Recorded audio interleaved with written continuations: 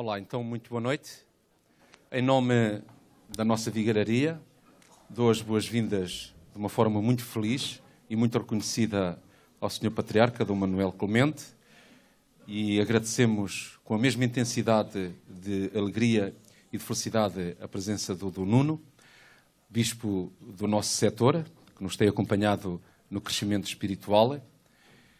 Dou as boas-vindas a todos os meus colegas no sacerdócio, a começar pelo Sr. Vigário, o Padre Ricardo. Uma palavra muito especial para o Padre Luís Ferreira, para quem peço uma salva de palmas.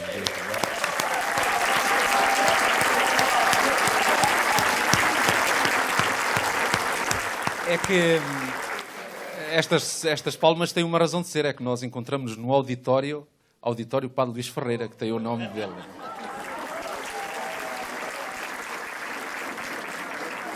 As boas-vindas a todos os cristãos, homens e mulheres de boa vontade das diversas paróquias da nossa vigararia, de Loures Odivelas. As boas-vindas para os cristãos da paróquia da Póvoa de Santo Adrião e Olival Basto. A todos, pois, bem-vindos. Este encontro insere-se numa caminhada de evangelização que desde há muitos anos a nossa vigararia tem vindo a desenvolver, a chamada missão vicarial. É um projeto de evangelização que teve origem no Jaído Iquené, realizado a primeira vez em 2004-2005 no nosso patriarcado. E este ano a grande fonte inspiradora para a nossa caminhada foi a figura do Zaqueu, de quem nós retiramos a frase: hoje quero ficar em tua casa. Todos nós conhecemos a passagem bíblica, a passagem do Evangelho. Portanto, Zaqueu foi aquele que subiu ao sicômoro e, a partir do sicômoro, viu Jesus. O encontro desta noite tem como tema um dos principais sicômoros que a Igreja possui, que é precisamente a ação de caridade. A caridade, o amor ao próximo, a fé que se transforma em serviço, a fé que atua pela caridade. E, como dizia já não sei quem, dizia isto, que muitas pessoas... aliás, eu conto muito isto aqui, já agora, Dom Manuel, vou contar esta coisa. Portanto, quando eu estava em Castro Verde, eu fazia parte lá de um grupo coral de alentejanos, e eles, de vez em quando, por deferência, sentiam-se, sei lá, na obrigação de vir à Eucaristia, mas que eles chamavam-lhe palestra. Eu conto isto muitas vezes. E então, um dia... lá o mestre deste grupo coral dá-me assim umas palmadinhas nas costas e diz assim: olha, senhor padre, sabe, lá da sua palestra a gente não percebe muito daquilo. A gente não sabe responder, não sabe como é que está. Portanto, a gente recitava aquele credo, que é aquele homem... Mas, olha, sabe, a gente sabe que vocês são gajos porreiros. Ele dizia-me mesmo assim. E reparem, nós podemos ser muito diferentes e nós podemos ser até muito incompreensíveis na maneira como falamos. Mas há uma linguagem que é universal. É a linguagem do amor, é a linguagem da fé que atua pela caridade. Portanto, não haja dúvida que estamos a celebrar, e da forma, para mim, maravilhosa, mais suprema, um dos principais sicômoros que a Igreja tem, onde homens e mulheres que, porventura, vivam nas franjas, vivam nas periferias, têm a possibilidade de, a partir daí, daquilo que somos, daquilo que fazemos, daquilo que realizamos, alcancem e vislumbrem Jesus Cristo.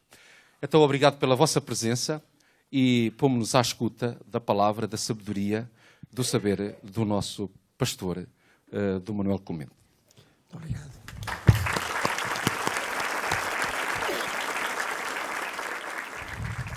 Muito boa noite a todos. Muito obrigado, Padre Rui, Sr. Dom Nuno, Padre Ricardo, meus caros colegas sacerdotes e diáconos, meus caros irmãos e irmãs. Vamos então passar aqui um bocadinho a refletir acerca deste tema, que antes de mais ser um tema, é um lema, que é o nosso programa diocesano, aqui do Patriarcado de Lisboa, para este ano chamado Ano Pastoral, portanto, desde setembro passado até ao próximo verão de 2014. A fé atua pela caridade. A frase não é nova, a frase vem de São Paulo, da carta aos Gálatas, e resume bem aquilo que ele compreendeu e que todos nós compreendemos, ou seja, que quem conhece Jesus Cristo conhece a caridade de Deus. E porquê é que eu digo isto e porquê é que há 2000 anos diz isto, que quem conhece Jesus Cristo conhece a caridade de Deus? É porque a caridade não é, digamos assim, um sonho, como também se diz uma utopia, uma coisa que não existe em lugar nenhum. Não. A caridade, assim como Jesus Cristo, é uma realidade concreta. É uma pessoa viva, viveu há 2000 anos, nós acreditamos que continua vivo e connosco, e a relação que essa pessoa estabelece com homens e mulheres, de há 2000 anos a esta parte, e até com os que viveram antes dele, sem que eles soubessem, e agora. Portanto, quem conhece Jesus Cristo, conhece o amor de Deus. Não é uma abstração, é uma vida concreta. Isto é tão importante, meus amigos, é tão importante. Porque a nossa tendência inveterada é inventarmos Deus. Inventamos um Deus que não é mais do que aquilo que nós gostaríamos de ser, porventura. Ou os nossos medos, ou os nossos delírios. Mas em Jesus Cristo temos uma pessoa. E a partir dessa pessoa e da relação com essa pessoa que nós mantemos na nossa vida, que por isso mesmo se chama cristã, nós vamos descortinando o que Deus seja. E o que é que quer dizer esta palavra Deus? É uma palavra que é usada em todas as línguas chamadas indo-europeias e que tem uma base comum que significa qualquer coisa como luz. Ou seja, em Jesus Cristo nós temos luz e por isso dizemos no credo que Ele é Deus de Deus, luz da luz. E é a partir desta relação viva que há 2000 anos começou com Jesus, com aqueles homens e mulheres que o seguiram ou a quem Ele se dirigiu, que nós percebemos que isso mesmo, a relação pode ser uma coisa nova, isso é que chamamos caridade. A caridade às vezes opõe-se, e anda por aí uma conversa, à solidariedade. Eu aqui há tempos ainda estava no Porto e participei lá num debate onde estavam representantes de vários partidos, de vários grupos, e um deles falou antes de mim, o que me deu também a deixa, não é? Dizia, não, o que é preciso é solidariedade. Isso da caridade, se a caridade é assim uma coisa só assistencialista. Não, o que é preciso é solidariedade concreta. Eu depois tive a ocasião de lhe dizer que já agora valia a pena saber o que é que quer dizer a palavra caridade. A caridade na linguagem dos cristãos é a solidariedade, portanto este sentimento e este compromisso de estarmos uns com os outros realmente, mas vivido este sentimento, a solidariedade, ao ponto em que Jesus o viveu. Portanto, a caridade não é uma coisa diferente da solidariedade.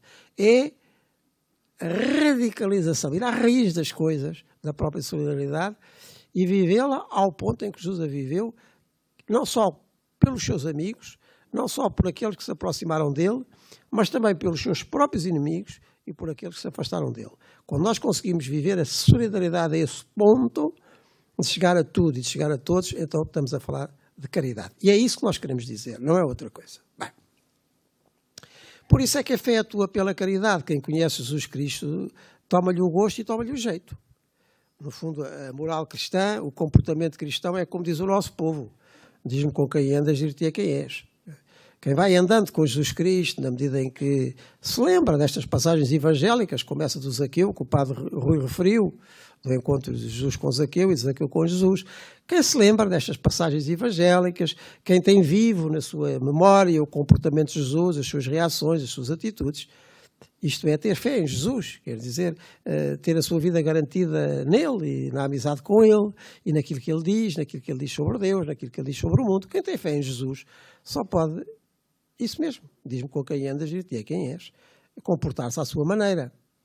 E isso mesmo vem num dos evangelhos. Amai-vos como eu vos amei. O amor cristão não é um amor qualquer, não é um simples afeto, que geralmente fica por quem nos está próximo, ou por quem nós gostamos, ou por quem gosta de nós. Não, é um amor que não tem limites. Amai-vos como eu vos amei. Isso é caridade. Quem conhece Jesus Cristo e tem fé em Jesus Cristo, e naquilo que Jesus Cristo é, e naquilo que Jesus Cristo diz, depois ganha a sua maneira de proceder, porque é isso que é a verdadeira amizade. Se nós temos amigos que dizem que são muito nossos amigos, mas realmente nem andam connosco, nem se lembram de nós, nem têm a nossa maneira de viver e de proceder, não é assim uma grande amizade. Não é? Portanto, a fé e a caridade, em termos de vida cristã, acabam por ser uma coisa só. E mais.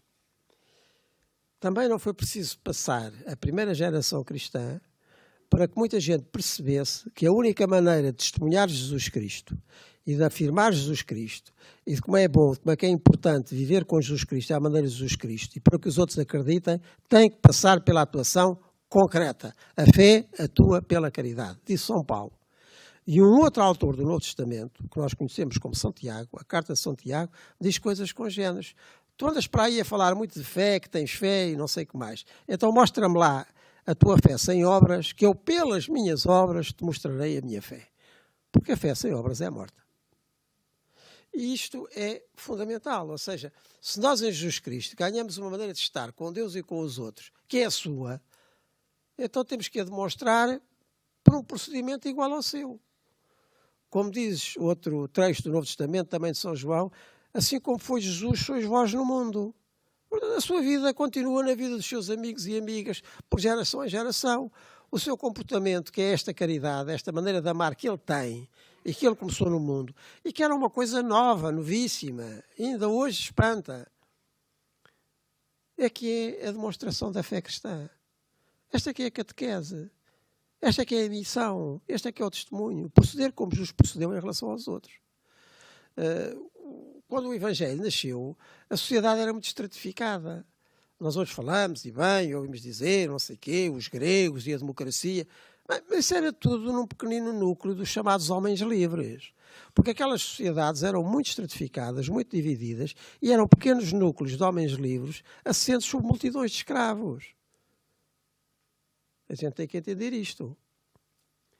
Quando os primeiros discípulos de Jesus Cristo começam a pensar nele e começam a reproduzir a sua maneira de atuar, estas barreiras começam a pouco e pouco, demoraram séculos, mas começaram a pouco e pouco a ser superadas.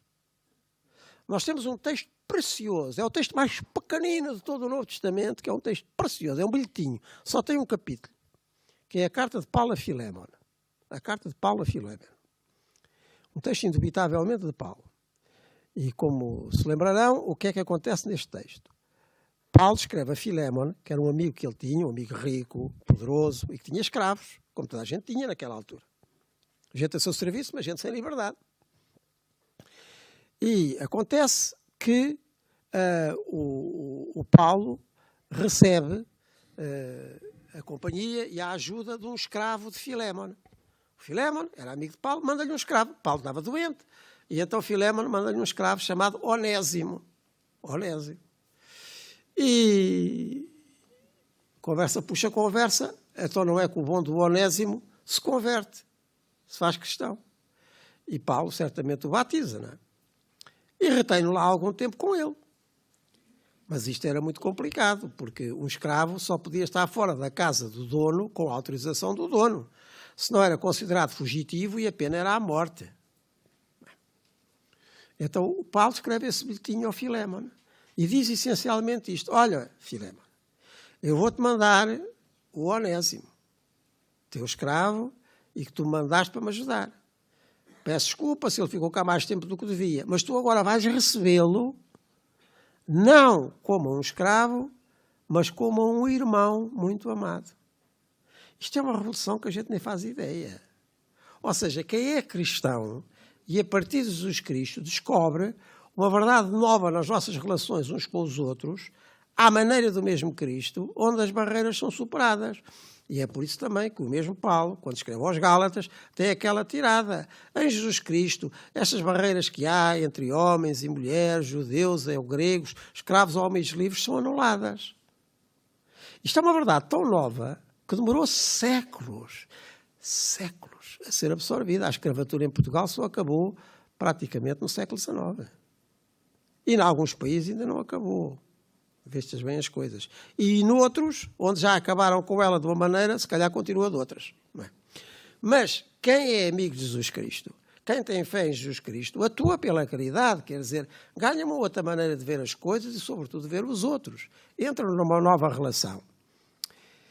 Daí que falar em fé, falar em caridade, falar em comunidade cristã, falar em missão, acaba por ser a mesma coisa. Porque a fé é exatamente em Jesus Cristo. A caridade decorre daqui. quem vive com Jesus Cristo ganha-lhe o jeito, assim como lhe ganha o gosto. E manifestam, por palavras e por obras. Diz-me com quem andas, dir-te a quem és. Andamos com Jesus Cristo, procedemos à sua maneira. Depois, isto vive-se comunitariamente, porque a caridade é a vida em comum. Ninguém é caritativo sozinho, não é só uma coisa de pensar, é uma relação viva que se tem com os outros.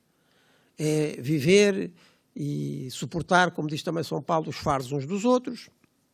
É estar atento, sobretudo aos mais pequenos, que mais precisam ser ajudados, de todo o tipo de pequenezes. Mas é isto. E é a missão.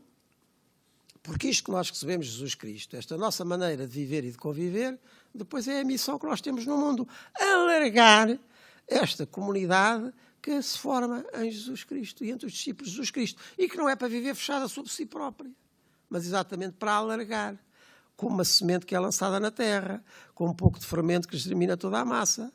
É isto. Portanto, fé, caridade, comunidade, missão acabam por ser uma só coisa.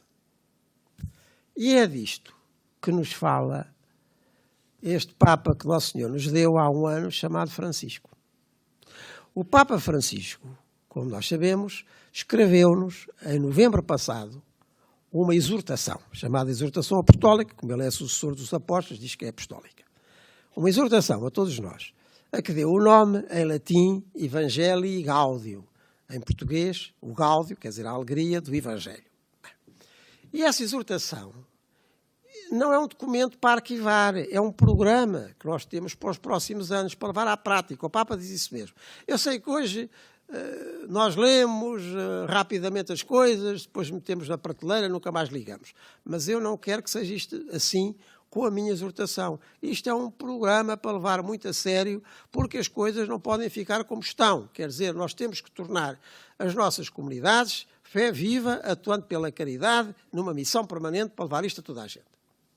Bem, e é desta exortação que eu vos vou ler apenas 3 ou 4 passagens, depois poderemos conversar um bocadinho, para inculcar, porventura ainda mais, esta verdade de uma fé que atua pela caridade em comunidades que são missão permanente, para alastrar este amor de Cristo no mundo.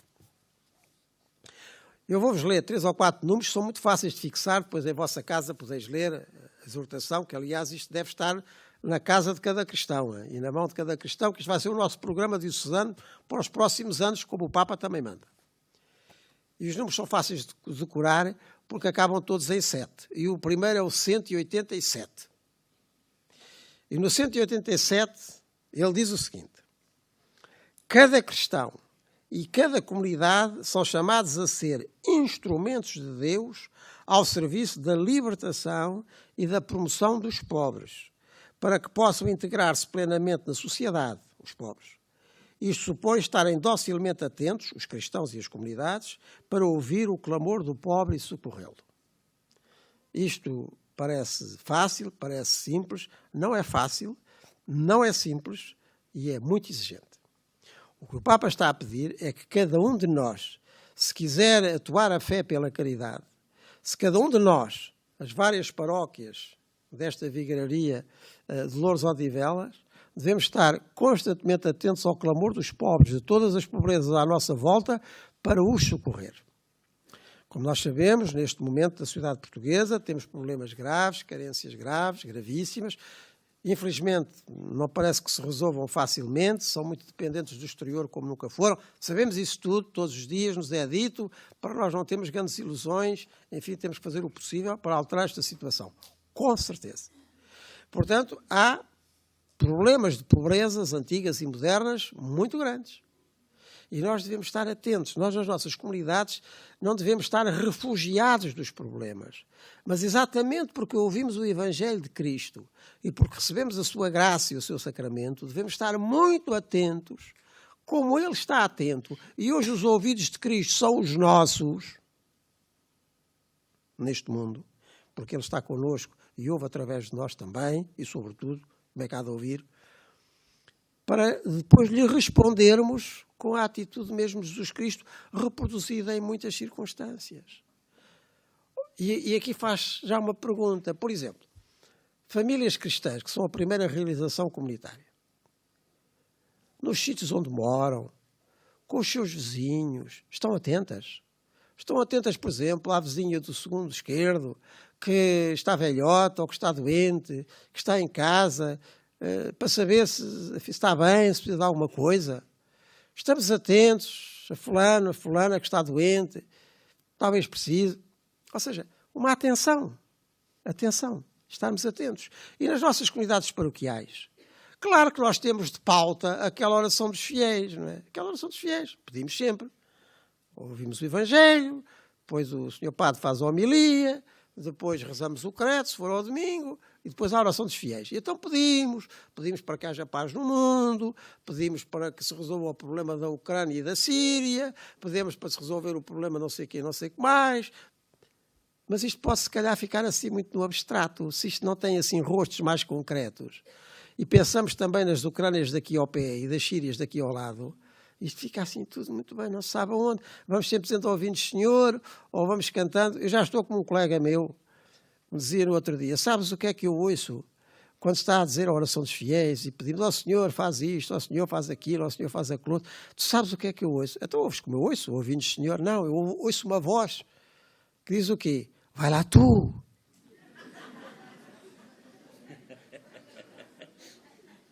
E eu acho que ele tem um bocado de razão, ou seja, porque se nós somos batizados, estamos unidos a Jesus Cristo e Ele atua no mundo através dos cristãos, não é? Quem vos ouve a mim ouve, lembram-se? Quem vos ouve a mim ouve.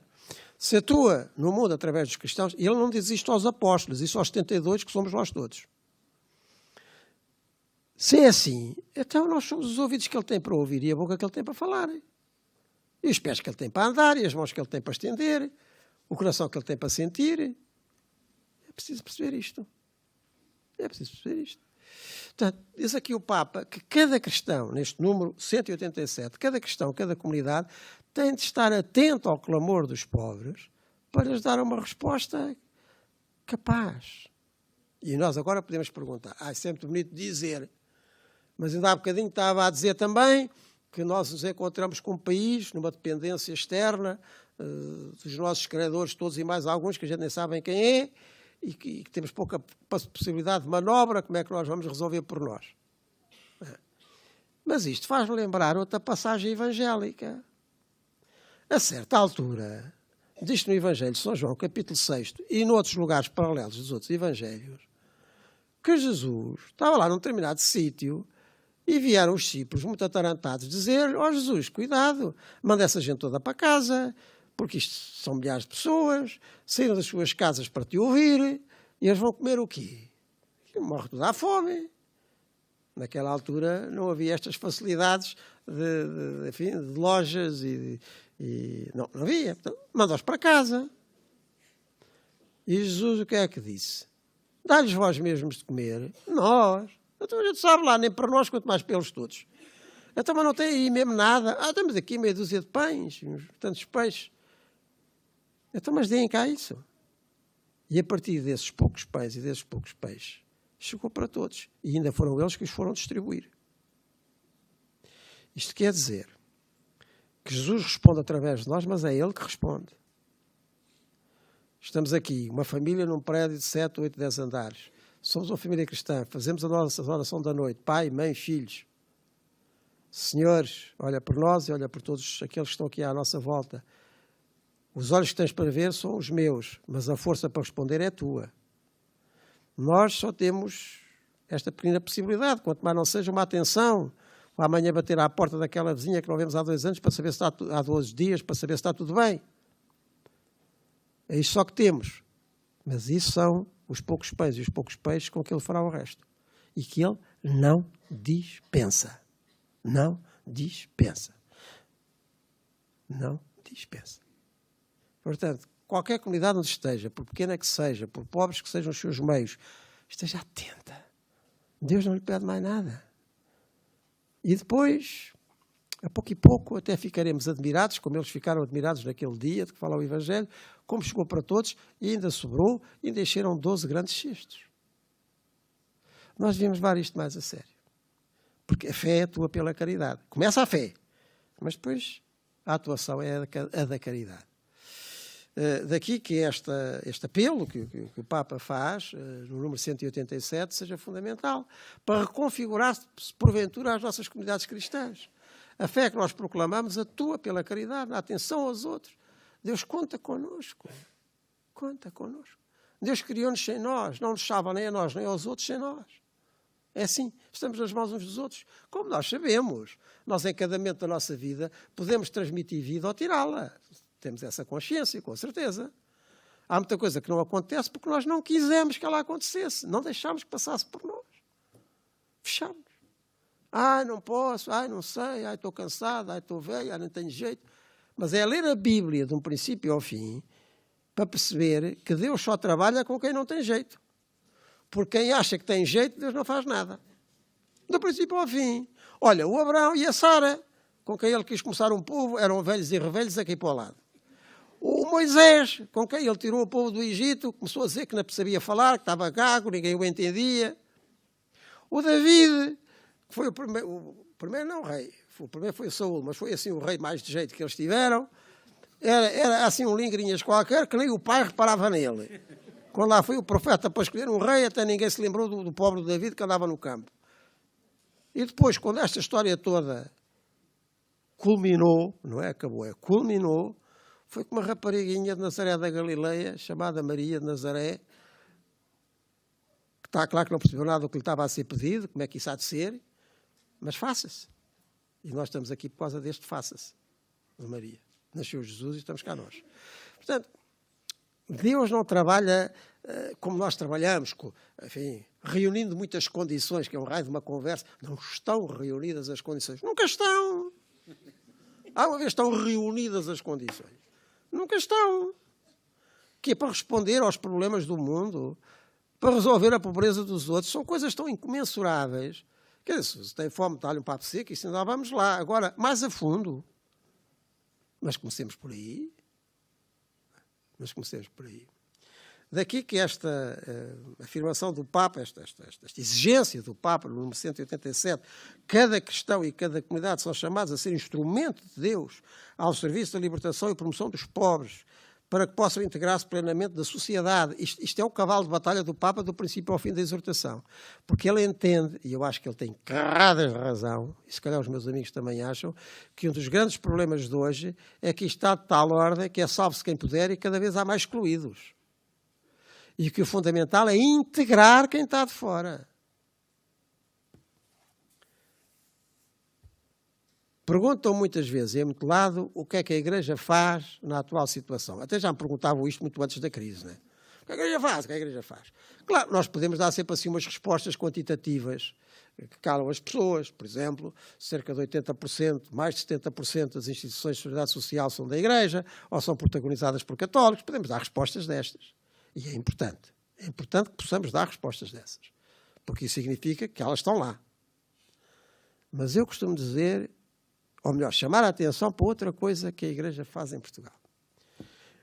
Os meus amigos sabem que há 3.000 e tal paróquias no país. 3.000 e tal.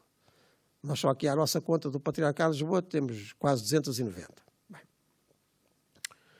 E há algumas enormes. Estou-me a lembrar aqui de Algueirão e Martins Mercedes, são 70.000 habitantes, que é uma imensidão de gente. Para mais.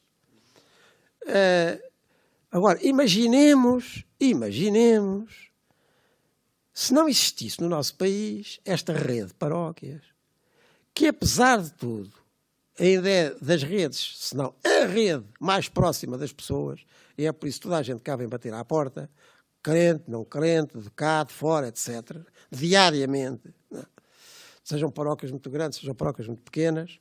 Imaginemos que isto não existia, e que não existia este número, enfim, também escasso, de 3.000 e tal sacerdotes seculares e religiosos, e alguns até de outros países do mundo que cá estão, e que semanalmente, só para falar nisso, semanalmente, todos os sábados, todos os domingos, ali estão, celebrando a Eucaristia, etc. Se isto não existisse, a nossa sociedade não seria o que é, apesar de tudo. Quer como resposta sociocaritativa e quase material, muitas vezes material, quer como resposta integradora. Porque já repararam, cerca de, alguns entre 15% e 20% da população portuguesa frequenta a missa dominical. Uns sítios mais, noutros sítios muito menos. Cerca de 80%. Continente e ilhas, cerca de 15% e 20%. Ora, e isto dominicalmente, depois há um número muito maior, que é de vez em quando. Se não existisse esta ocasião para integrar as pessoas, para as pessoas se encontrarem, desaparecia da sociedade portuguesa a única ocasião em que tanta gente, independentemente da sua idade, da sua condição social, da sua origem, se encontra de uma maneira gratuita e ouve a palavra do Evangelho. Isto desaparecia. Desaparecia. Só nos encontrávamos aos encontrões, em algum centro comercial. É bom a gente pensar nestas coisas, não é? Para perceber o que é a Igreja, como ocasião, como meio de integração, de aproximação, de escuta, de acolhimento, de ligação entre as pessoas. Mas tem que ser muito mais. Porque se já é assim tanto, e realmente é tanto, e realmente funciona, sabe Deus como, sim, só Deus sabe como, quanto mais seria se todas as comunidades cristãs fossem o que o Papa aqui diz, um fator de integração e de escuta das pessoas. Bem, eu disse que acabavam em 7, agora vamos ao 197. Fácil de decorar. Há aqui muita outra coisa por meio, mas vamos por aqui. O 197, logo ao princípio, o Papa escreve: no coração de Deus ocupa um lugar preferencial os pobres, tanto que até ele mesmo se fez pobre. Todo o caminho da nossa redenção está assinalado por pobres. E depois ele especifica: esta salvação veio até nós através do sino de uma jovem pobre, de uma pequena povoação perdida, na periferia de um grande império, Maria de Nazaré. O Salvador, Jesus, nasceu num presépio, entre animais, como sucedia com os filhos mais pobres, foi apresentado no templo, juntamente com 2 pombinhas, a oferta de quem não podia permitir-se pagar um cordeiro, cresceu num lar de simples trabalhadores, trabalhou com as suas mãos para ganhar o pão, quando começou a anunciar o reino, seguiram multidões dos deserdados, pondo assim em evidência o que ele mesmo dissera: o Espírito do Senhor está sobre mim, porque ele me ungiu para anunciar a boa nova aos pobres, por aí fora. O que é que isto quer dizer? Quer dizer que a fé atua pela caridade, centra-nos os olhos na figura de um Deus que se fez pobre e que é reconhecido na pobreza. E que é exatamente o contrário dos tais deuses, dos tais ídolos que nós continuamente forjamos, que não são mais do que a expansão da nossa pertença à grandeza. Não é assim. Eu às vezes meio rio, meio choro, quando vejo certas figurações, não é? Se calhar é inelutável que seja assim, porque a gente não se exprime de outra maneira. Entro numa igreja. É festa, é bonito, e depois ainda por cima, quando vai o bispo, aquilo sai tudo o que está no barcaz. Na quaresma não, mas tirando a quaresma, e mesmo assim temos de ter cuidado, tudo aquilo é uma floresta, né, de flores, de ornamentos, e até a música é assim mais expressiva. Não há mal nenhum nisto, né? Mas depois chego ao altar, em alguns sítios acontece, e metem-me o turíbulo na mão. E nós temos que incensar o altar, com certeza, nessa circunstância, e o crucifixo. E às vezes eu tenho dificuldade em encontrar o crucifixo, até fico assim à procura. E depois lá no meio de uma floresta de flores e de santos e de velas, lá está um crucifixozinho muito pequenino. Meus amigos, isto é tudo a mesma ordem de ideias, não é? Porque nós esquecemos que Deus é um menino envolto em panos, deitado numa manjedoura, que Deus é um crucificado só com uma tanguinha cravado numa cruz.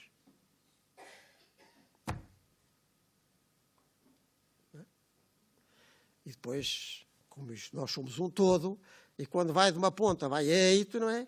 Também somos capazes de esquecer que Deus e que o prioritário não é propriamente, enfim, as excelentíssimas autoridades que devemos respeitar, como os respeitava, também, com certeza, ou o senhor e a senhora fulanos, que são muito médios da paróquia, e fazem muito bem em ser, mas é capaz de ser aquela velhota que está lá atrás e toda a gente a ralhar com ela porque passa a missa inteira, coitadinha, a arrugar.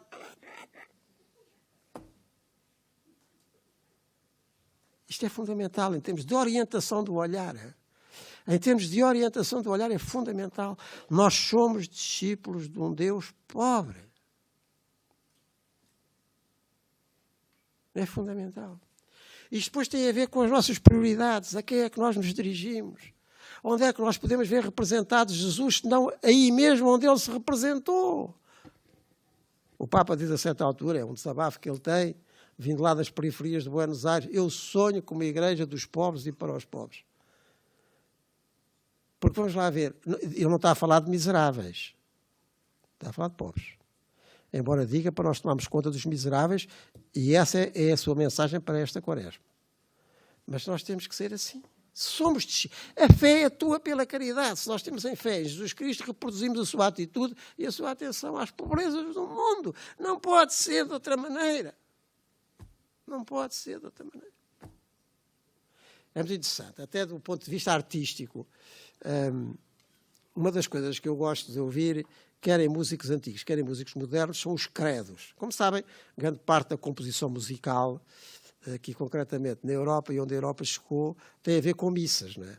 Até porque era normal que esses grandes compositores de antanho, e ainda hoje, nas suas provas académicas tivessem que compor uma missa. Fazia parte noutros tempos. Todos compuseram missas a Santa Cecília, Padroeira dos Músicos e outras missas assim. Bem, mas eu estou sempre muito atento ao elemento central no credo, que é aquela parte em que em latim se diz "et incarnatus est", e encarnou pelo Espírito Santo no seio da Virgem Maria de Fezão. O incarnatus est. É porque o credo, como nós sabemos, começa em grande, não é? Em grande, muito bem. Deus, Criador do céu e da terra, de todas as coisas visíveis e invisíveis, Deus da luz da luz, aquilo é em grande. E depois vai encolhendo, e encarnou pelo Espírito Santo no seio da Virgem Maria, se fez homem e morreu por nós. Isso é o céu. E quando os compositores, que o digam os Mozarts, que o digam os Beethovens, que os digam os Schuberts, que os digam os Gounod, que era um grande crente, que os digam outros mais recentes, chegam àquela altura, mesmo que aquilo tivesse começado com a orquestra toda, uma barulheira que vinha à casa abaixo, chega assim, e aquilo até suspende. Isto é fundamental. Nós temos, com certeza, grandes expectativas, sonhos de grandeza, porque também fomos feitos para a totalidade, é normal que os tenhamos. Mas não vamos lá sem chegar ao et incarnatus est. Encarnou na carne do mundo e na carne de quem sofre. Porque ele foi crucificado, morto e sepultado. E então ressuscita. Este andamento, esta conversão da grandeza à pobreza, pobreza que depois abre à plenitude, é fundamental. Daí que a atenção de cada comunidade aos últimos, aos esquecidos, a quem anda em redor, a quem ainda não anda em lado nenhum e é preciso ir lá buscar, é a marca cristã, é a fé que atua pela caridade. E sem isto, meus amigos, minhas amigas, religiosos seremos, com certeza, todos temos esta tendência e necessidade de nos ligarmos, que é o que a palavra religião quer dizer, algo de maior, que nos garanta, que nos segure, isto é normal. A começar pelos ateus, todos temos essa aspiração, esse sentimento da nossa finitude, mas cristãos ainda não somos. Cristãos ainda não somos. Somos cristãos quando fazemos este andamento de um verdadeiro credo, em que estamos aí, encarnou, fez-se homem, foi condenado, morto, sepultado e então ressuscita. Isto no 197. Agora, mais um 7. 207, claro. 207. Esta 207 é muito brava, é mesmo muito brava. Ela é tão brava que o Papa tem depois no 208 uma coisa que eu não conheço em mais nenhum documento papal, desde a Carta de São Pedro até aos nossos dias. é pedir desculpa por ter sido tão bravo. Vem a seguir. Então, como estão todos sentados, quase todos, ouçam o 207. E vejam lá se isto não é bravo, isto não faz chispa.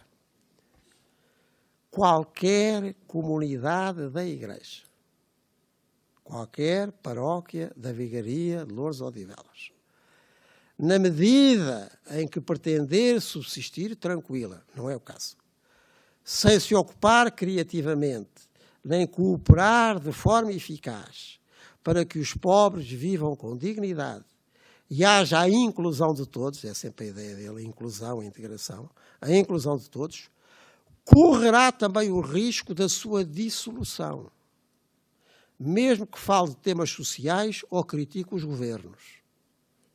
Facilmente acabará submersa pelo mundanismo espiritual, dissimulado em práticas religiosas, reuniões infecundas ou discursos vazios. E é por isso que isto é tão bravo que é logo a seguir. Se alguém se sentir ofendido com as minhas palavras, saiba que as exprimo com estima e com a melhor das intenções. Isto não é... Mas isto é mesmo assim. Não é? Porque às vezes podíamos ter esta tentação que muito prosaicamente se traduz assim, para nós chega. Isto aqui anda muito mal à volta, mas para nós chega. Não chega. Porque se nós entramos nesta, qualquer dia não chega mesmo. Se nós não somos comunidades constantemente atentas e sempre mais atentas, se nós nos deixamos adormecer, ou então caímos assim nos devaneios, está bem, vamos rezar muito por isso, mas sem consequência prática, caminhamos para a nossa própria dissolução e inutilidade. Porque não somos o que dizíamos ser e coisa nenhuma seremos. Isto é muito bravo, é? Isto que o Papa diz aqui é muito bravo, e quem tenha um mínimo de conhecimento ou de lembrança do que é que aconteceu em 2000 anos de cristianismo não pode estar mais de acordo. Houve muitas comunidades que se fecharam, que desistiram, que acharam que já não era para elas, que se reduziram a si próprias, como se diz em linguagem militar, recolheram a quartéis. Enfim, olha, a gente não percebe nada disto, entendam-se. Ficamos aqui cada vez mais na mesma, só para nós, morreram. Houve igrejas inteiras que morreram pela incapacidade de se abrir ao meio exterior. Há uma, então, já agora desculpem lá esta nota de rodapé, mas nós aqui na zona onde estamos, que é hoje Portugal e até da Espanha, fomos muito criados pelas comunidades do Norte da África. Todos nós conhecemos, né? Santo Agostinho, São Cipriano, grandes mestres. Essas comunidades morreram todas. Elas nunca conseguiram ligar-se ao território. Eram comunidades, geralmente, de cidadãos romanos que viviam lá. O próprio pai de Santo Agostinho era um romano. Nunca se ligaram ao meio envolvente. Morreram. Todas. Ainda há conhecimentos de bispos até ao século XI, depois acaba tudo. Isto é uma advertência muito grande, fortíssima. Se o grão de trigo caindo na terra não se desfizer, portanto não se dissolver na terra, e para dar fruto, morre, fica sozinho e morre. E aquela outra passagem de Jesus no Evangelho, a quem tem, muito será dado, mas a quem não tem, até aquilo que tem se lhe terá tirado. O que não se reproduz, o que não cresce, morre. É fortíssima esta advertência do número 207, e não vale a pena nós depois estarmos a dar a culpa aos outros, seja governo, seja quem for, é connosco. Não quer dizer que a gente não diga como cidadãos o que tem a dizer, mas se não resolvermos nas nossas comunidades aquilo que temos necessariamente que resolver, morremos. E mesmo para acabar, para depois podermos conversar um bocadinho, o último 7 também vale a pena, que é só mesmo para acabar, é o número mais pequenino da exortação. Falamos muito sobre a alegria e o amor, mas a palavra de Deus menciona também o fruto da paz. E como nós sabemos, com toda a Bíblia, o fruto da paz é a justiça. Isto é quando nós damos a cada um aquilo que lhe é devido, que a paz acontece. E sem esta obra de justiça que cria a paz, nós não temos alegria, porque a alegria não dá, nem se mantém quando muitos outros ficam de fora. Meus caros amigos, era isto basicamente que eu vos queria dizer acerca da necessidade imperiosa de que as nossas comunidades sejam isto mesmo, fé que atua pela caridade, conhecimento de Jesus Cristo que alarga o seu proceder no mundo. E isto, devo-vos dizer, para ficarem descansados, para nós é impossível, mas para ele não. Para ele não. Agora, precisamos nos pôr a jeito e fazer aquilo que ele disse, e que há bocadinho lembrei, quando havia tanta gente para alimentar e tão pouca coisa, não é? Dá-lhes vós mesmos de comer. Temos pouco, é isso. Começa que depois o resto vem. É preciso nós começarmos, acreditarmos verdadeiramente, e é essa fé, acreditarmos que com Jesus Cristo a caridade pode ser um programa permanente. Olha, e parabéns, porque a esta hora da noite não vi ninguém a sussurrar. Realmente muita caridade em relação ao orador. Muita caridade em relação ao orador.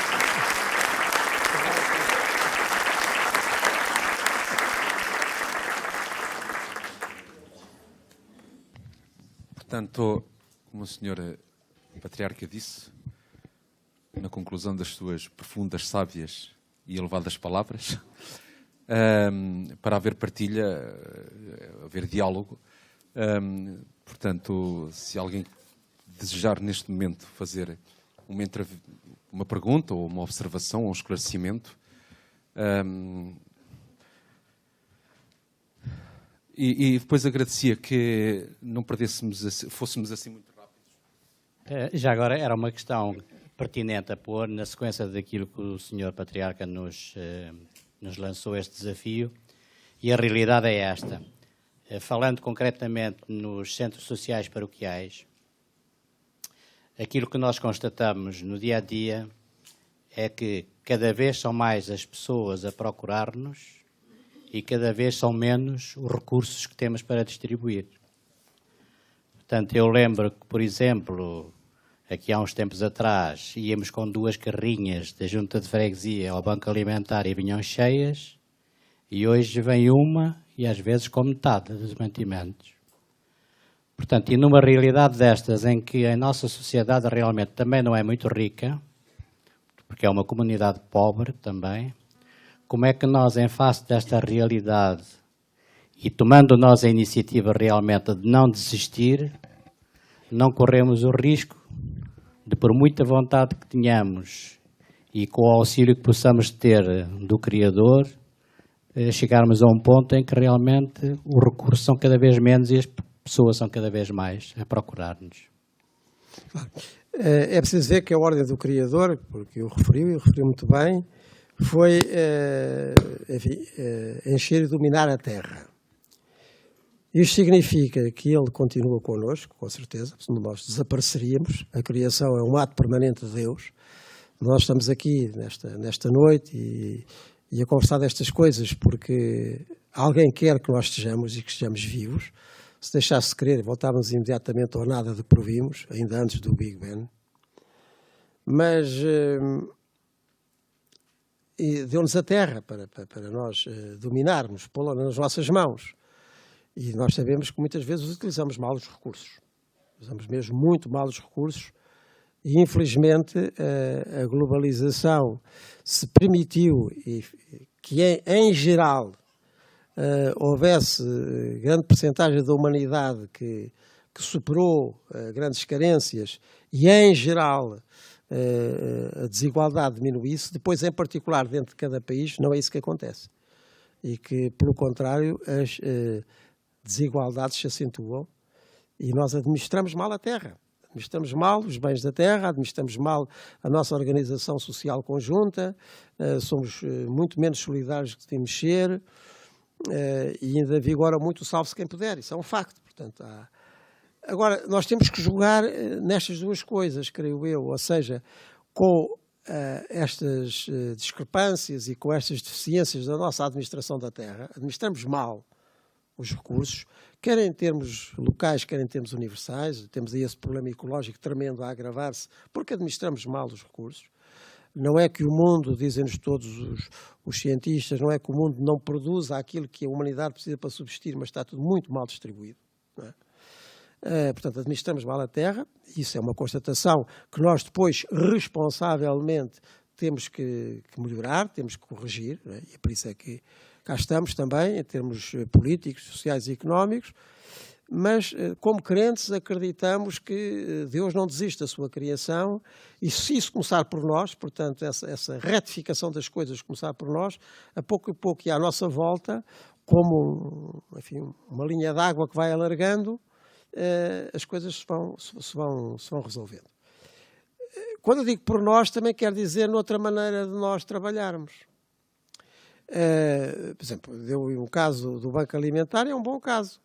O Banco Alimentar o que fez foi, não só em Portugal, mas em vários países do mundo, foi otimizar a disponibilidade das pessoas para colaborarem, pedindo-lhes que, durante alguns dias do ano, quando vão aos supermercados, abastecer-se, sobra alguma coisa para quem precisa. Não é? É uma coisa que parece simples, requereu organização, envolve milhares de pessoas em esquemas de voluntariado, mas pronto, foi uma boa organização, foi uma boa resposta.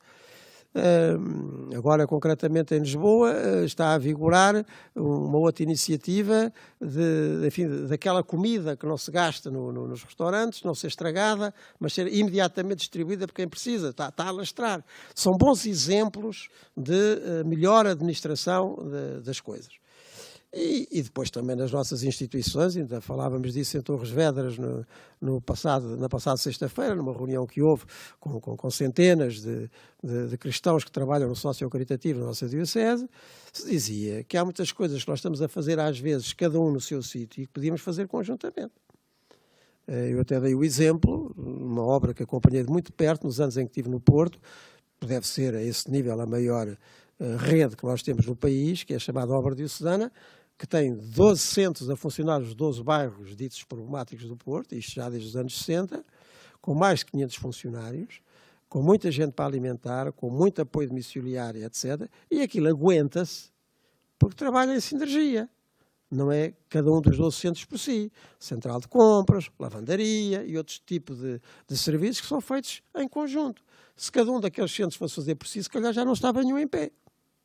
Portanto, há aí coisas que também dependem da nossa maneira de gerir os poucos recursos que temos. E creio que para todos os homens e mulheres que são verdadeiramente crentes e que percebem que o Criador não desiste, não é? E vão nesta lógica que há bocadinho falei da multiplicação dos pães e dos peixes, eram poucos, mas não desistiram à ordem de Jesus e chegou, as soluções se vão encontrando. Melhor do que se nós não tivermos nem esse sentido da administração coerente e da valorização dos nossos recursos no sentido comum, e ainda pior se desquerermos, não é? Se desquerermos nem sequer começamos, fechamos logo a porta, não é? E temos efetivamente aí casos bonitos, eu até lá em Torres citei dois, que eu conheço de perto, são duas comunidades religiosas que trabalham ali em Lisboa, que vivem exatamente da assistência a pobres de várias pobrezas, quer deficiência, e têm como regra, nem têm conta bancária, nem estou a pensar hoje no dia da manhã, e chega sempre. Às vezes nem sabem bem de onde. Quer dizer, quem joga o jogo de Deus encontra a resposta. Isso é verdade. Isto são factos, não são... Tudo isto que eu estou a dizer são factos, têm nomes, têm sítios, acontecem. O Banco Alimentar, a Obra Diocesana, as comunidades que eu citei, existem. Não é? Há aqui uma responsabilidade repartida entre Deus e nós, porque Deus quer assim. Obrigado, Dr. Manuel Clemente, pelas suas palavras. Estava a ouvir o Sr. Dr. Manuel Clemente a falar, e a falar de facto da alegria do Evangelho, e ao mesmo tempo recordei-me também da mensagem para a Quaresma do nosso querido Papa Francisco, e da impressão que tudo se conjuga. Mas creio que há aí um ponto que eu gostava muito de ouvir a opinião do Manuel Clemente. Nós temos que estamos a fazer um trabalho com esta obra social, e não haja dúvida que é uma grande obra que estamos a fazer, que era uma forma de minorar estas carências, estas coisas que se passam com as pessoas, a dificuldade das pessoas. Mas então, estava a lembrar que estas coisas são provocadas por homens e mulheres da nossa sociedade. E há causas que provocam isso. E eu gostava, de facto, se fosse possível, que dissesse como é que nós podemos combater as causas que estão, de facto, a provocar esta pobreza. Então, agora ouvimos mais umas notícias na comunicação, que mais de 240 mil pessoas vão deixar de receber o seu subsídio de desemprego e aquelas pessoas também que recebiam o subsídio de reinserção também vão deixar de receber. Isto equivale a dizer que mais gente vai recorrer às nossas comunidades a pedir ajuda. Era que eu gostava de facto que fosse capaz de dizer como é que nós podemos combater as causas. Em geral, a gente pode dizer que com outra responsabilidade de todos, sobretudo quem tem meios para as levar por diante. Quer governantes, quer empresários, e alguns conseguem, efetivamente. Uma das coisas interessantes que eu visitei lá no Norte foram várias empresas em que teria sido mais fácil fechar. Da parte dos seus empresários, teria sido mais fácil fechar. Mas, segundo eles me disseram, e eu verifiquei, muitos deles, apesar de tudo, persistiram, não é? E com isso muitas dezenas de postos de trabalho se mantiveram, não é? Aí tem a ver com a responsabilidade que a pessoa teve. A responsabilidade que teve. Eles diziam-me isso e eu verificava que sim, as empresas continuavam a funcionar. Às vezes até a crise levou a que eles procurassem lá fora outros campos de investimento, de exportação, que não eram os habituais, enfim, aquilo funcionava num certo ramo que parecia garantido, pois não foi. E alguns deles, e os filhos deles, conseguiram, enfim, fazer essa volta. Lembro, por exemplo, de uma autarca que estava, o Fano, e isso é assim como ele diz, ainda bem que estava o Fano, que num ano só, entre 2011 e 2012, tinha conseguido reduzir 20% do desemprego no Conselho. Não é? Ele e os empresários. Então, há aqui muita coisa que tem a ver com o empenhamento pessoal, não é? e que resulta. Agora, o problema é efetivamente maior e prende-se com algo que exige muito criatividade, ou como agora se diz, inovação. E eu não sei quem é que tem a chave do problema, porque eu ouço os economistas e os políticos nacionais e internacionais e ninguém me dá uma resposta certa. Eles são capazes de dizer que temos que reduzir os gastos, e são capazes de dizer, não é?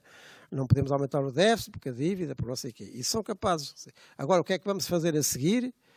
E não apenas o longo prazo para quem sobreviver, mas agora já, como resposta, aí eles começam tudo a gaguejar, não é? Dá a ideia que eles próprios não sabem, não é? Mas os problemas são muito graves e eu só sublinho dois. Em primeiro lugar é que nós equacionamos o problema em termos desta população ainda residente, já sem contar com os milhares e milhares que estão a sair, até terem para onde ir. Porque qualquer dia também já não tem. Tiveram aí há dias 2 ministros de Luxemburgo, que é, em princípio, o país até mais desenvolvido da Europa, e onde 20% da população é portuguesa ou de origem portuguesa, até o Grão-Duque tem uma avó portuguesa, não é? Um dos ministros cá veio é também de origem portuguesa, mas já disse, perco as ilusões, porque nós já não temos capacidade de absorver mão de obra que não seja muito qualificada, porque senão vão encontrar lá pior do que tem aqui. Isto foi ontem, ou anteontem, que eles vieram cá dizer. E trata-se do país com mais desenvolvimento. Portanto, um dos problemas está exatamente aí, como é que se vai resolver o problema do emprego, não é? Até porque, como nós sabemos, basta constatar, não é preciso ser grande economista para isso, mas muitas vezes a rentabilidade da empresa significa aumento da tecnologia e a redução dos postos de trabalho. Encontramos isto por todo lado, não é? Aumento da tecnologia, aquilo que pode fazer a máquina, vai-se dispensando pessoas. Como é que isto se resolve? Não sei. Segundo problema é que nós ainda estamos a fazer as contas em termos de continente europeu e da União Europeia. Mas eu não tenho grandes dúvidas que nós não vamos conseguir suster por muito tempo. Não são essas pessoas só, são essas multidões que se acumulam aqui no norte da África com a única finalidade de saltar para a Europa. E depois, quando isso também tiver que acontecer, e vai acontecer mais cedo ou mais tarde, é normal, eu faria o mesmo, se tivesse genica ainda para sair lá da minha terra e procurar futuro, faria isso também. Qualquer um de nós, se calhar, faria. Não é? Pelo contrário, aqui na Europa estamos a encontrar movimentos que são muito alarmantes, que é os movimentos, olha, como há bocadinho se dizia das comunidades que se fecham e que morrem, não é?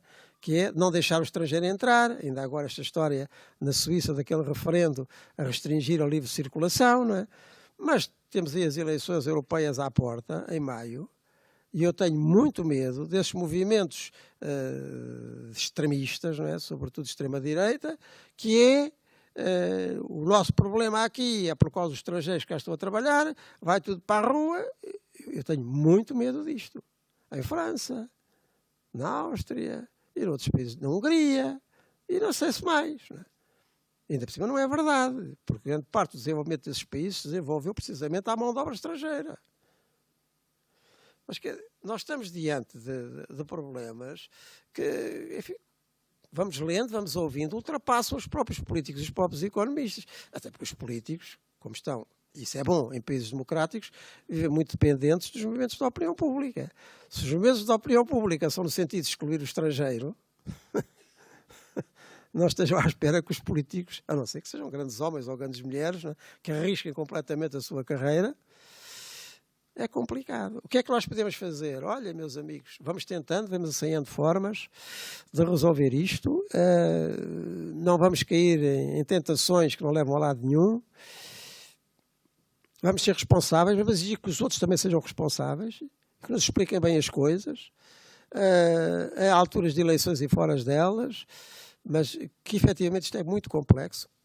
Isto é muito complexo, realmente. E quando pensamos que, apesar de tudo, estamos a falar do cucuruto do mundo.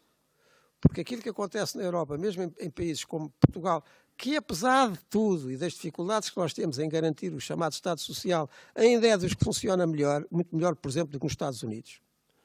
Quer dizer, para qualquer cidadão que vive em Portugal, o recurso ao sistema de saúde público é muito melhor do que para qualquer cidadão que vive nos Estados Unidos e que não tenha um seguro particular. Mas isto é aqui.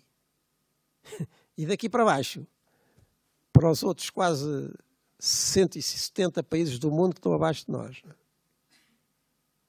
E hoje não há compartimentos estanques. Isto hoje é cada vez mais e necessariamente um mundo só.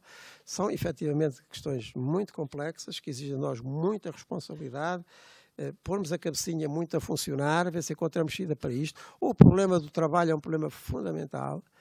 Nós sabemos que é, com certeza, e antes de mais, para a subsistência da pessoa e dos seus, não é? Mas é mais do que isso, é em termos de realização da pessoa.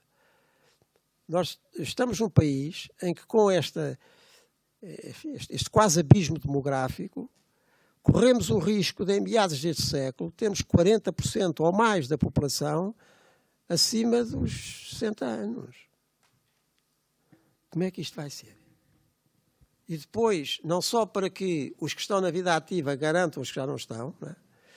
Mas para que esses que já não estão no emprego, mas estão vivos e não vão ficar com certeza em casa, a olhar para a janela ou no largo a jogar a sueca, que isto é engraçado de vez em quando, não faz nada.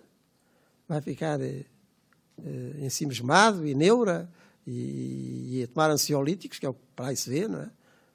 Só. Há aqui uma série de problemas que são problemas novos, que não se punham, por exemplo, no Portugal de há 30 ou 40 anos, porque era um mundo muito diferente. Para já, a maioria da população não vivia com estes mínimos que hoje tem, nem conhecia, não é? Depois, porque praticamente, tirando o trabalho doméstico, trabalhava a metade masculina da população.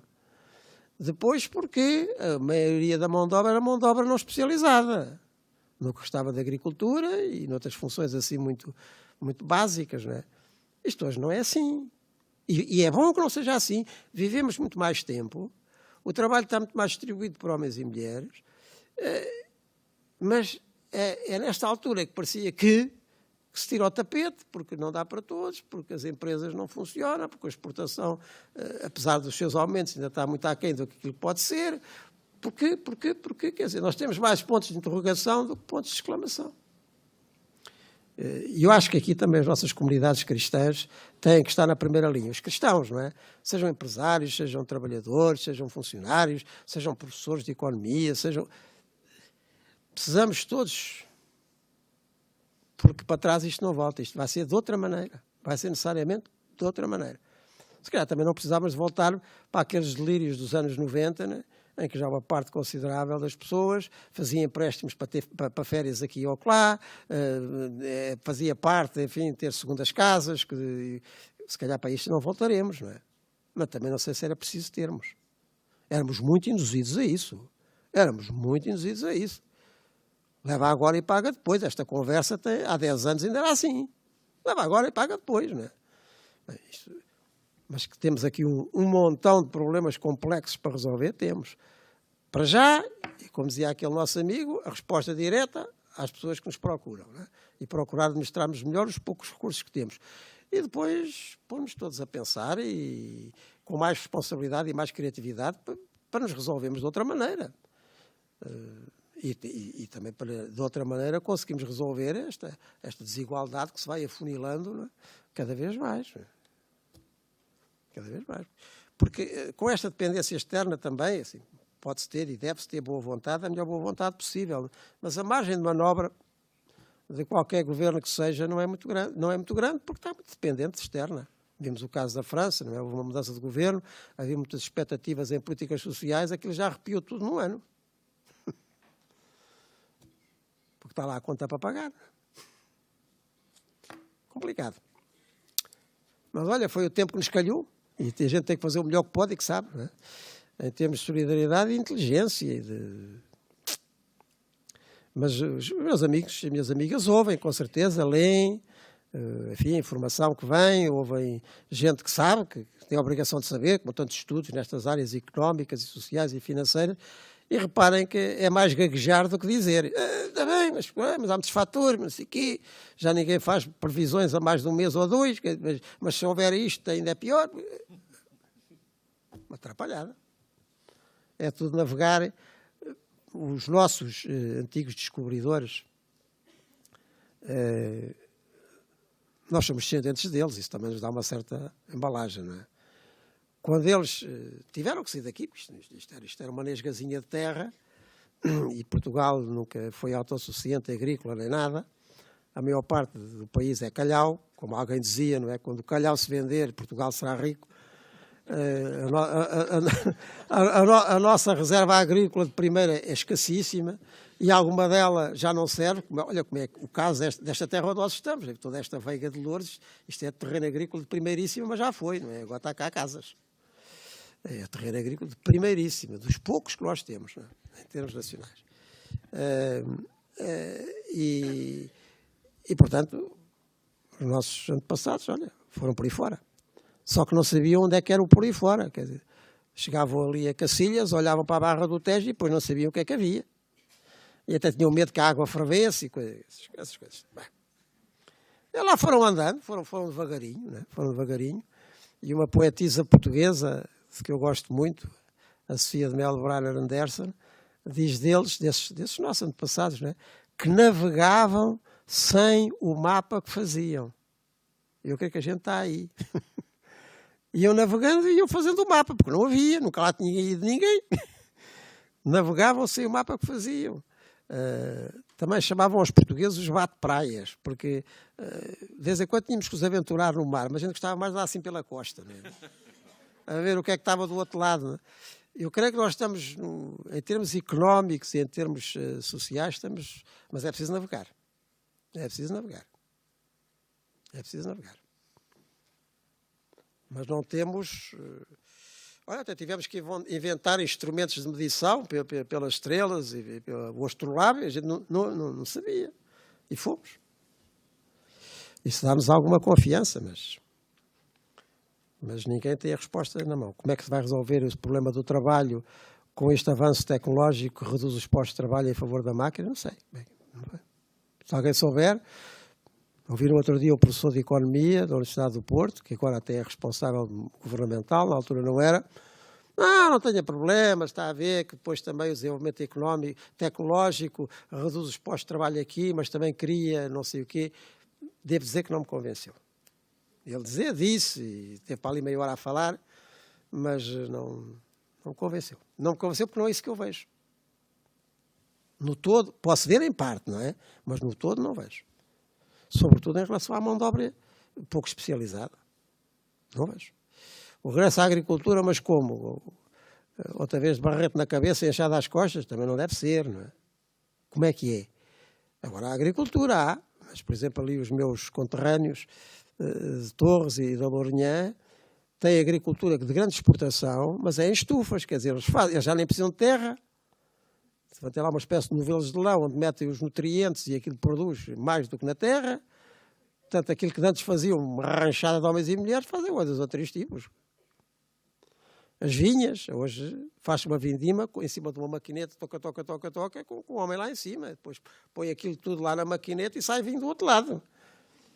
Portanto, há de ser de outra maneira, mas não sei como é que há de chegar para nós e como é que há de chegar para essa gente aí a bater à porta, não é? E qualquer dia rompe a porta. Não sei. Lá das alturas, eu peço desculpa por falar aqui, porque consegue só isso, se calhar. Perfeito. É mais um desabafo que uma questão que vou colocar ao Dom Manuel. Parece-me simples isso, com muita vontade de continuar. É que temos respostas ao nível de quem acredita, quem tem fé, quem acredita que ele recitou, que é o nosso caminho. Ali ao lado começámos com uma cantina social com 40 pessoas, no máximo era o projeto. Neste momento estamos com 140. Já se sonha que temos condições físicas para chegar ao dobro ou duplicar. Há, digamos que 2 pessoas que estão remuneradas, o resto são voluntários. É só uma questão de organização. A sugestão que deixo aqui, estamos em condições de dizer como é que arrancamos e como é que é fácil tornar as coisas difíceis. Este é o desabafo que quero aqui deixar. É possível fazer alguma coisa, atuando pela fé, pela caridade, como disse o Dom Manuel. Eu agradeço muito, porque eu acho que essa é a única possibilidade que o Evangelho nos dá, não é? Por isso é que eu falei, era preciso alimentar aquela multidão, tem aí quanto? Poucos peixes. Então, comecem por aí. E depois deu para todos, ainda sobrou, não é? Eu creio que essa é a lógica do Evangelho, isto é, nós acreditando que estando do lado de um Deus que não desiste da criação, como em Jesus Cristo também se revela, e sobretudo se revela, nós começamos com o que temos e cada dia cria outro dia, como os tais que navegavam sem mapa, mas iam navegando. E é exatamente isso. E isso acredito. Acredito, dei aqui alguns testemunhos e poderia dar mais, e agradeço muito o seu. Não vejo outra maneira. Porque estamos à espera que alguém nos diga vai ser assim, daqui a um ano estaremos em tal sítio, estas condições serão conseguidas. Não vejo nada disso. E já não vejo muita gente com cara para fazer essas promessas. Porque sabe que depois pode não ser nada assim. A complexidade dos fatores é de tal ordem que... Agora, isto acredito. Vamos começando. Faz caminho a andar, como se diz também. Faz caminho a andar. Navegar, sei o mapa que fazemos, mas vamos fazendo. Não vejo. E, sobretudo, meus caros amigos e meus caros cristãos e cristãs, eu creio que é isso que nos é pedido nesta hora. Ou seja, que mais uma vez, e isto já tem acontecido várias vezes ao longo de 2000 anos, nas nossas comunidades e gente com fé consiga criar futuro. Não é a primeira vez que isto acontece. E nós temos que estar na primeira linha do compromisso e nesse sentido, da criatividade. Acho plenamente. Esse aqui é o nosso lugar. Júlio? Muito boa noite, Dom Manuel. Queria agradecer em primeiro lugar e aproveitar para pedir a sua achega em relação a um tipo de pobreza que nos tem inquietado muito a Lena e a mim, que é uma pobreza de valores em relação à família. Já o nosso Papa Francisco, há uns tempos atrás, tinha dito que a família que é anterior à própria Igreja, que é uma instituição que não pode ser tocada. E nós vemos a família a ser atacada por muitos lados. Vemos, e agora o Dom Manuel falou, na sociedade que está a envelhecer, e está a envelhecer porque a família está a desaparecer. Portanto, não há filhos aqui na Europa, no Ocidente, em Portugal, e estamos a envelhecer. E não só a envelhecer, como também a tal pobreza de valores, em que se estão a pôr como valores aquilo que nós cristãos consideramos, não é verdade, como contravalores. Eu e a Helena estamos a fazer o que podemos e sabemos, e que é muito pouco, estamos a pôr os nossos pães nesta pobreza, mas queríamos ouvir também a sua opinião como pastor, o que é que nos aconselha. Muito obrigado. A família é, como diz, é uma prioridade, porque é aí que tudo começa, não é?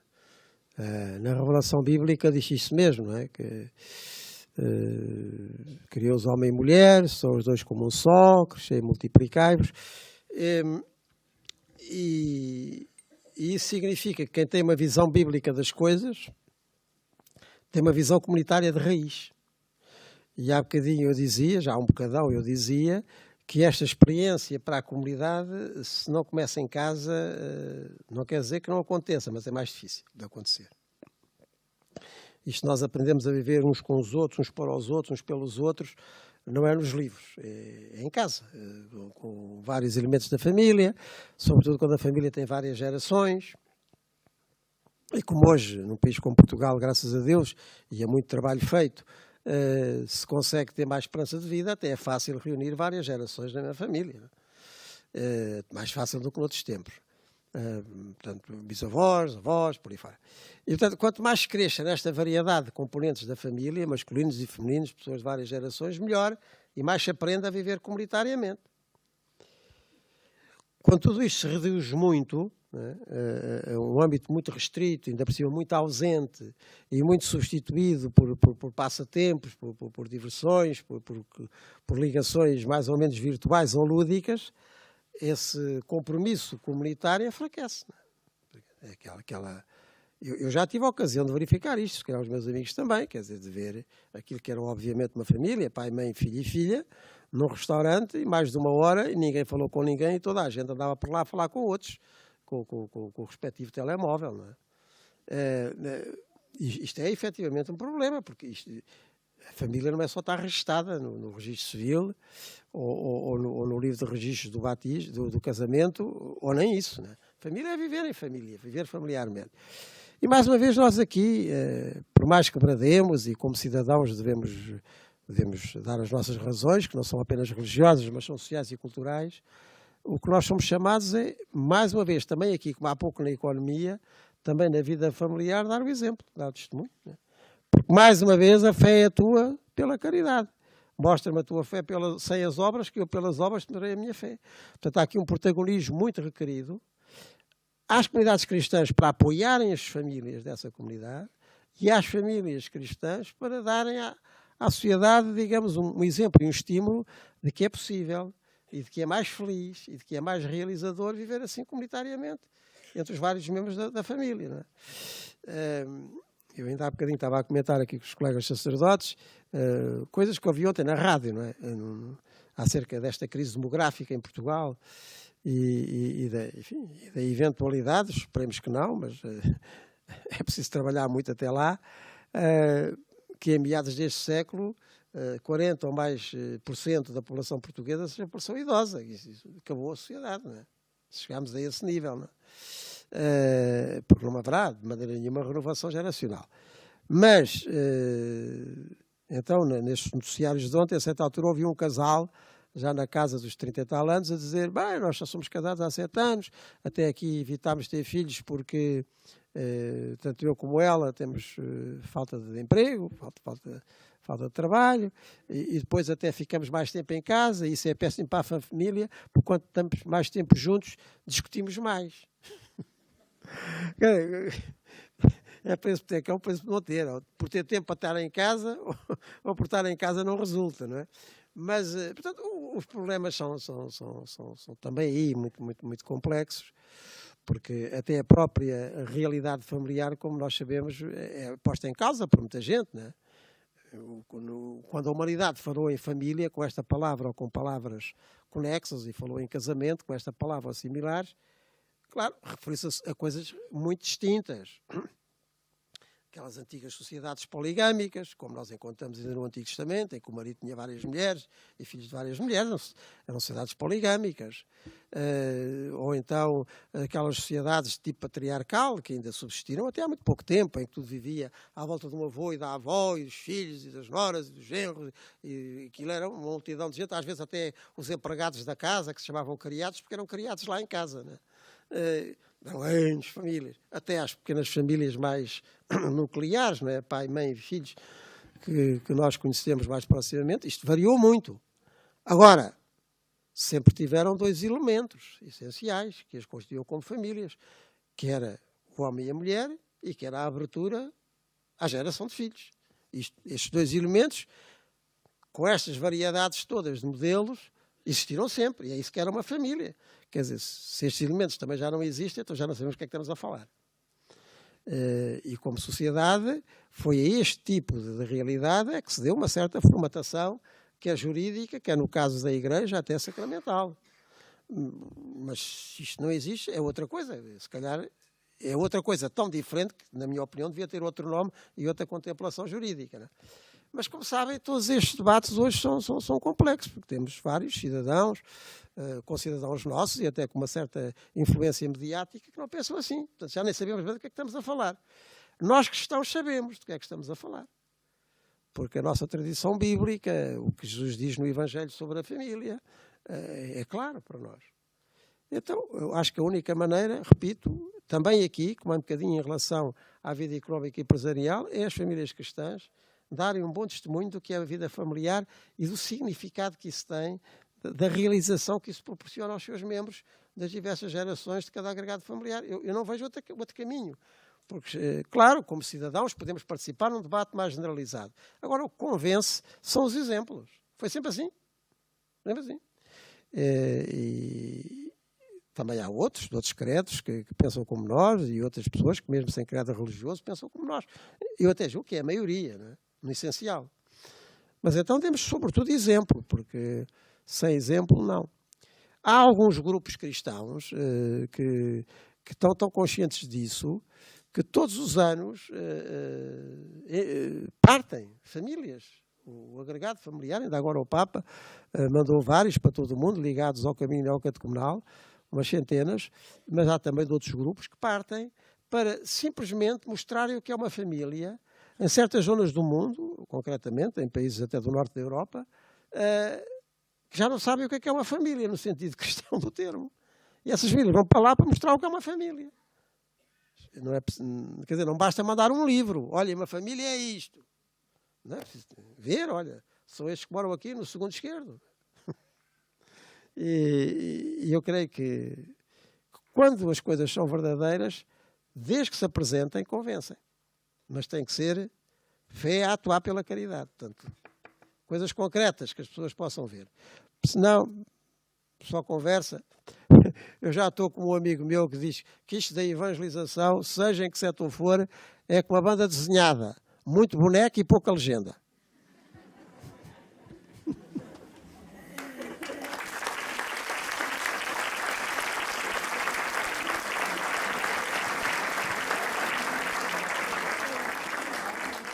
Então, em nome de toda a Assembleia, de toda a Vigararia, estamos muito gratos ao Sr. Dom Manuel pelas suas sábias palavras. E lembra-se de ter ido a Castro Verde? Eu convidei o Dom Manuel a ir lá proferir uma conferência sobre o milagre de Ourique. E uma das coisas que o Dom Manuel lá disse, e eu acho que não turpo a mensagem, foi que ao longo da história de Portugal, o milagre de Ourique foi sempre recuperado e foi sempre recordado em momentos de maior fraqueza, de maior crise. Referiu a invasão espanhola. Portanto, o milagre de Ourique é um sinal de esperança.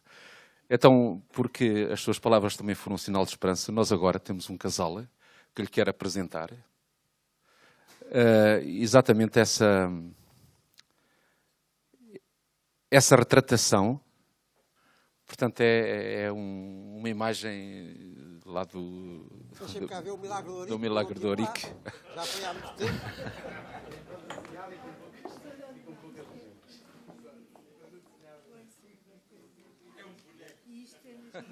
Não.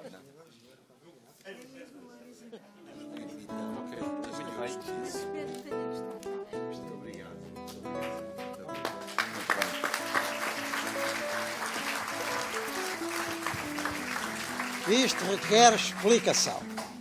Peço desculpa, mas mais 2 ou 3 minutos, uma história não quer demais. Este quadro lindo é uma gravura antiga que estes meus amigos me ofereceram. Representa o quê? Isto é Dom Afonso Henriques, que está na sua tenda nas vésperas da Batalha de Ourique. E estava muito atrapalhado, porque sabia que vinham ali 5 reis mouros, cheios de exército, e ele com um pequenino grupo, qual é que ia ser a sorte dele. E então, ele está a rezar, o Dom Afonso Henriques. E nesta altura aparece-lhe o ermitão, que morava por ali perto. E o ermitão está a dizer, tem confiança, mantém-te a rezar, e quando tocar o sino daqui de uma igreja, que vocês não veem, mas está aqui, sai da tua tenda e fica atento. E então o Dom Afonso Henriques, quando ouviu tocar o sino, saiu da tenda e ficou atento, e então ouviu lá a aparecer uma grande cruz, que era Nosso Senhor, a dizer: está descansado, vais ganhar essa batalha, vais criar um reino que nunca mais vai acabar. Bem, isto é uma história que se conta com mais ou menos ingredientes desde o final do século XII. Aconteceu, não aconteceu, enfim, já foi há muito tempo. Agora, o que interessa é o que ela significa. Significa que, mesmo nestas circunstâncias em que nós estamos a viver, seja na economia, seja na sociedade, seja na família, seja onde for, rezemos, quer dizer, mantenhamos a confiança em Deus, porque depois, com essa confiança, Deus faz o resto. Porque, efetivamente, a fé se até move montanhas, quanto mais as coisas que a gente tem cá por baixo. De maneira que viva o milagre de Ourique, mesmo que nunca tenha acontecido, tem que acontecer agora. Muito obrigado.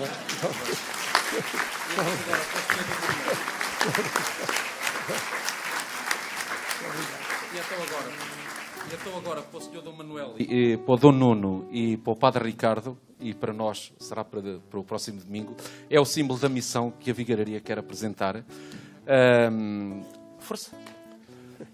Portanto, é o sicômoro e a casa do Zaqueu, para nos recordar: hoje quero entrar em tua casa.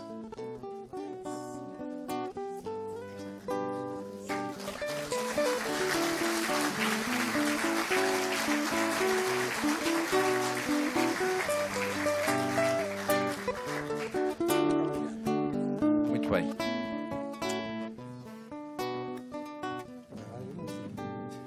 Pronto, e então vamos terminar, vamos concluir, se calhar com a oração, e depois o Sr. Dom Manuel dava-nos a sua bênção. Olha, e eu sugeria... Calma. E eu sugeria talvez que terminássemos com a oração pela missão. Senhor nosso Deus, vamos viver um tempo de missão, dando a oportunidade para renovar a nossa fé e avançar nos caminhos de uma entrega generosa e de uma verdadeira evolução à luz da caridade e do amor. Ajudai-nos a ser fiéis ao que somos, a descobrir a nossa vocação missionária e a vivê-la com novo entusiasmo, com a nova alegria da fé. Fazer a nossa própria comunidade missionária, que saiba procurar os afastados, encontrar os excluídos, uma comunidade fecunda que dê frutos de vida. Dai-nos a serenidade que nasce da certeza do vosso amor, e a ousadia capaz de desafiar os impossíveis. Concedei-nos ao longo destes dias a graça de descobrir que só em vós se encontra a vida e a abundância, o perdão e a paz. Senhor nosso Deus, fazei brilhar a luz do vosso Filho sobre cada um de nós, para fazermos desta missão um altar de vida, e em cada Eucaristia sejamos um novo impulso para esta missão evangelizadora. Amém. O Senhor esteja convosco. Abençoe-vos Deus Todo-Poderoso, Pai, Filho e Espírito Santo. Cântico final. Não há?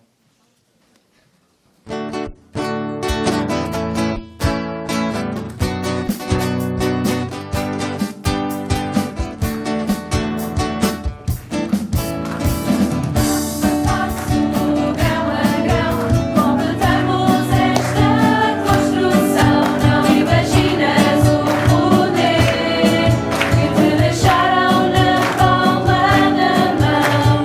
Olha para a face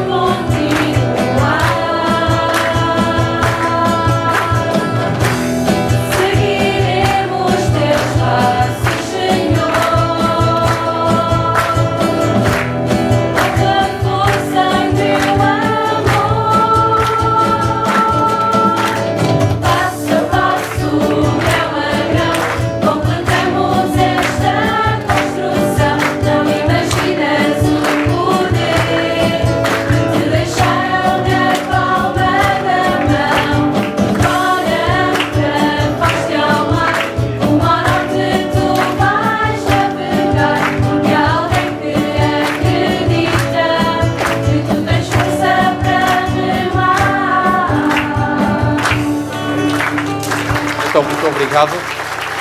Obrigado pela vossa presença. Obrigado. Obrigado aos jovens da Juventude Mofetina que no próximo sábado aqui animarão uma cristoteca até altas horas da madrugada. Portanto, se isto agora já nos convidava à dança, então no sábado à noite, um bem-aja a todos. Boa noite a todos.